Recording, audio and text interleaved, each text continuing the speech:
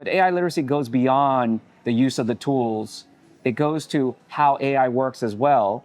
And we have an opportunity. I mean, Keisha was at the forefront of like digital literacy when became like a hot thing. This is our opportunity to make sure that AI literacy is both about how to use it and understanding how it works and its impacts on our society. Hello, everybody. How are you doing today? I am so excited to be here with my buddy, Pat, who is from code.org. If you have not seen him, which how could you miss him? Kind of a doll. But if you have not seen him, you should, and you should follow all of his stuff on LinkedIn, X, where else are you? Insta? You're probably everywhere. I'm not cool enough to be on Insta or TikTok, so don't find me there. But he's literally everywhere, and he has some unbelievable insights on AI literacy, and especially as it relates to students. But today we're going to talk about you, our teachers, and the role that you play in really helping students develop the literacies that they need in and around AI. So we'll get started in just kind of the foundations. Like, what do teachers need to know in general about AI? Oh, wow.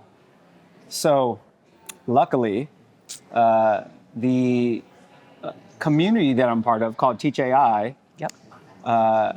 and my particular organization, code.org, just worked with international experts, the European Commission and the OECD Oh, wow. to release a draft AI literacy framework for the I did world. see that. Yeah. And it categorizes AI literacy into 4 domains: Yeah. engaging with AI, creating with AI, managing AI, and designing AI. Oh, wow. And so there are all these different competencies, and I'll give you just a few of them. One of them that comes to mind is the idea of deciding whether to use AI to solve a problem based on the nature of the problem. And what's great about that is that we don't just assume that AI can just solve every problem. Right. And we need to analyze the nature of the task, its requirements for transparency, explainability, reliability, accuracy, Yeah. and then decide whether AI is appropriate. And so teachers, if you're grading or getting help grading students' assignments and you're using AI, that's a situation where you need to be a bit careful. Right. And that's where AI literacy comes into play, understanding AI's capabilities and limitations so that you can make those instructional decisions. Right.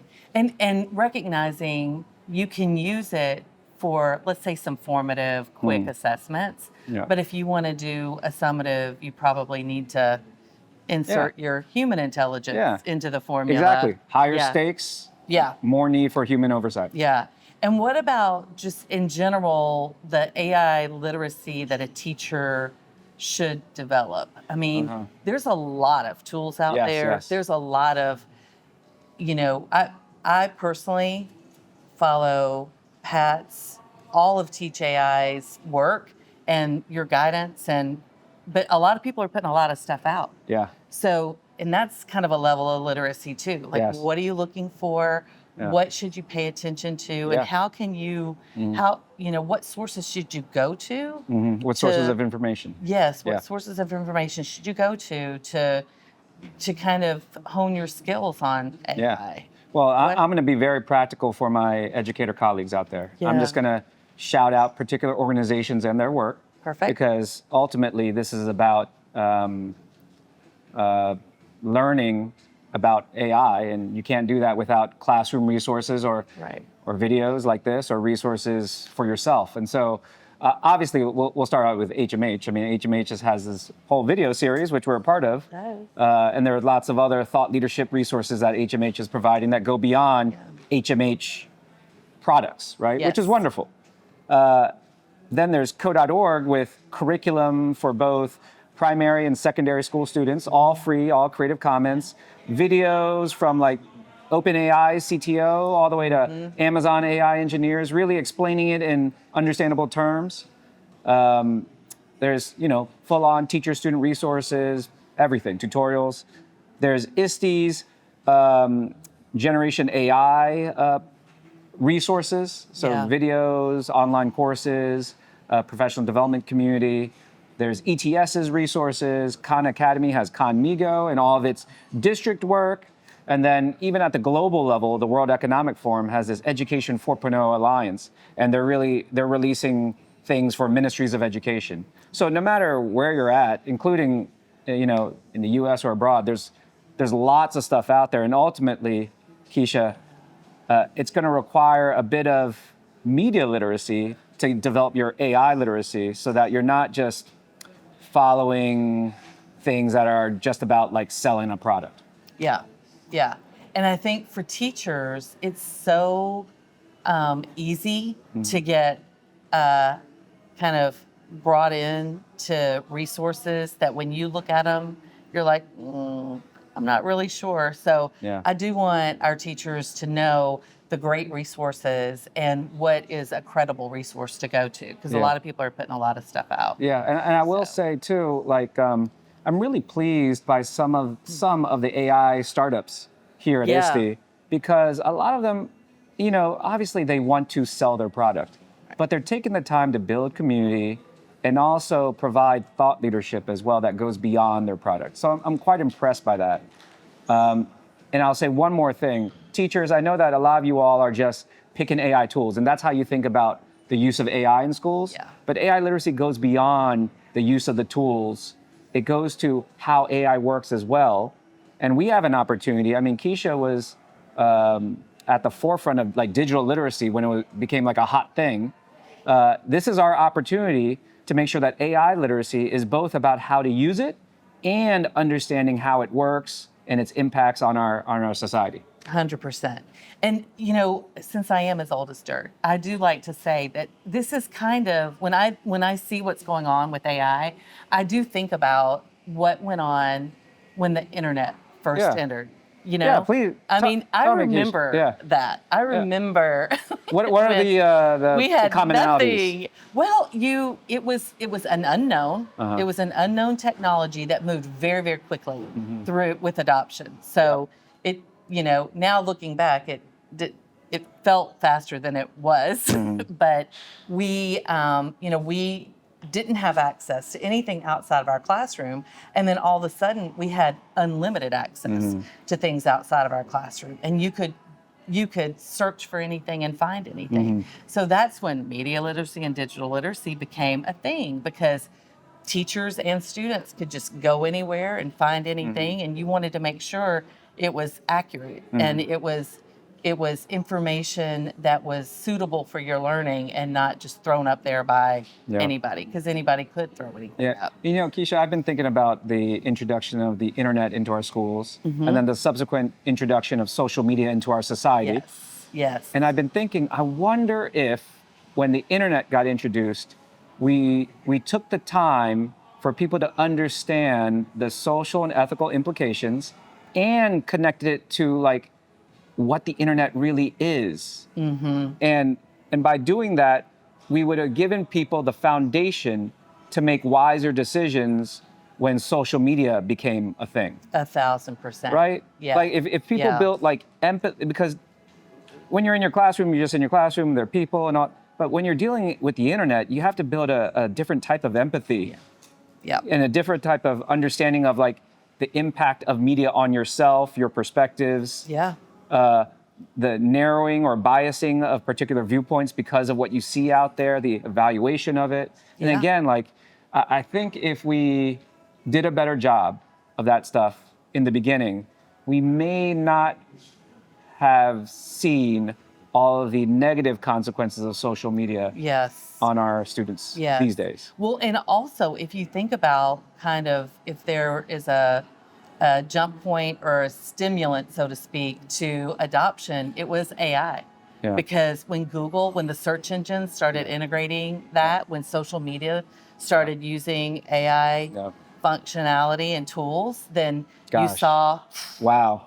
It just got so much more addictive. So much more. So that's why today, I think, the literacy component for teachers, like the responsibility of that is so much greater, because we know now what we didn't know then, and we know kind of how enticing it can be. And our kids, man, they can be enticed. Yeah. And Yes. the teachers front line to Yes. making sure that our kids know what they need to do to be responsible in their uses of technology. Yes. And So not just at school. Yeah. So for Everywhere. teachers who are out there who are complaining about social media and their kids always being on phones and not having short attention spans, this is your opportunity to rectify things before it's even worse Yeah. a couple years from now. Yes. And if teachers don't jump in and take responsibility for these things and not just rely on families to figure out AI literacy, if teachers do that, I mean, we're going to be better off. Yeah. In a elementary classroom, what might that look like? Yes, I have a great example, and I'm actually going to get deep here because I mentioned these 4 domains, right? Engaging, creating, managing, which is all about like AI agents, and then designing AI. And when people hear about designing AI, they think, "Wow, you expect kids, even little kids, to like design AI and like train AI models?" Not exactly. Let me give you an example. There's this competency that calls students to collect and curate data that could be used to train an AI model based on the relevance of the data and to understand the implications of that data on how AI might behave.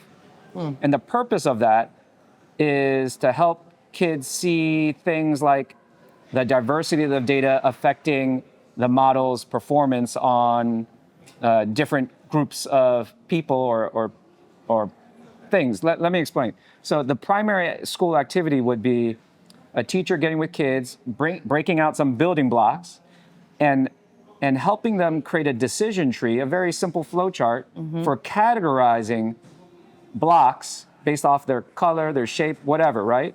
So they create this decision tree for categorizing blocks based off of some sampling of blocks, and then the teacher takes out some new blocks and says, based off of this new blocks and this decision tree, where would you put this block? Predictions. And what happens is that kids invariably start to understand, wow, based off of the blocks that I use, the data I use to create my algorithm, the performance of my model may be better or worse. And this is what happens in real life with AI models, Right. and why we see some of the Right. issues related to stereotypes and biases. And bias. Yeah. And and prediction shows up in math and ELA. Yes. In the standards, really globally. Yes. So that's not hard to No. tag into. No. This is not just for the tech curriculum. teachers. Yeah, no, it's for every This is definitely for the teacher. math teachers too. Yeah, and I think another thing that does for our kids, especially the young ones, and I'm thinking like 3rd grade, is it helps them see they can predict also or start learning to predict the ramifications of a behavior. Going back Exactly. to social media. And their behavior. I post this Yes, and their behavior. their I post yeah. this. So many, I can't tell you how many conferences of students I've talked to where after I talk to them about digital literacy, they come up and they're with this unbelievably scared face and say, how can I delete? Dude, Yeah. it's over. It's There's serious. no deleting. It's serious. And they don't realize that. Mm-hmm. And that is a function of AI literacy because it's an algorithm that's going to move that content through. And Imagine yeah, the ability for models in the future to scrape all of your personal social media data, which is public, and impersonate you. which is happening. Which right? is happening. People Which is are happening. experiencing Which that. is happening. Yeah, Yeah. that is happening. Which And is that's only happening. going to get worse. Yeah. It'll be, Keisha Ray prediction here, write it down. I think it'll be where you'll see figures online that you literally will not know whether they're a real human or not. Yeah. And they'll have a social profile. They'll have content out there. You'll be able to interact with them. You'll be able to interact with them. They'll look and, they'll have videos of themselves and they will not be human. There's a famous test called the Turing test. Yes, absolutely. And this is almost like an anti-Turing test, meaning, rather than a Turing test to figure out whether a computer can, behave like a human, It's the opposite. It's a test that humans apply to a computer to see if it's a computer and not a human. Yes. Yeah, exactly. We'll have to. Like, yeah, what's the series of questions right. that you can Stay ask tuned, ladies and an gentlemen. AI agent to make sure that it's an AI and To not a make computer? sure, yeah.